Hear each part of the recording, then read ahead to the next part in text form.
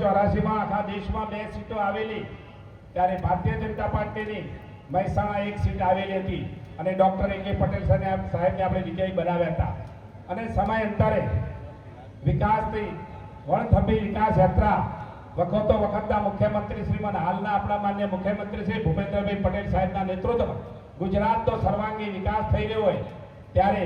આજે મને ગૌરવ સાથે કહેવાનું મન થાય છે આખા દેશમાં અને રાજ્યમાં આપણે ગૌરવ લઈ શકીએ છીએ આપણા ભૂપેન્દ્રભાઈ પટેલ સાહેબના નેતૃત્વમાં ગુજરાતનું શાસન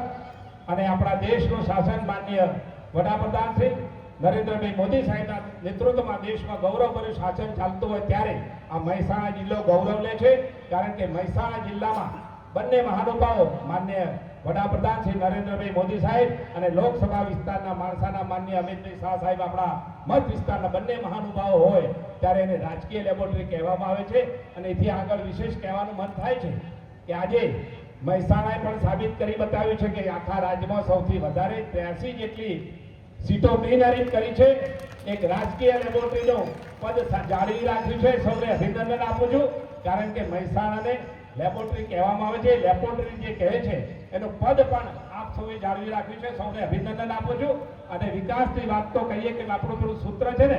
સૌનો સાથ સૌનો વિકાસ સૌનો વિશ્વાસ અને આપ સૌને મારી વિનંતી છે કે આવો આપણે સાથે મળીને પ્રયાસ કરીએ અને મહેસાણા મહાનગરપાલિકાના તમામ ઉમેદવારો અને સ્થાનિક સ્વરાજના તમામ ઉમેદવારોને આપણે વિજયી બનાવીએ અને મહેસાણા નગરપાલિકા એક ઇતિહાસ રચી રહી છે પ્રથમ મહાનગરપાલિકા બનશે અને પ્રથમ મેયર બનશે પ્રથમ બોડીમાં તમામ સભ્યો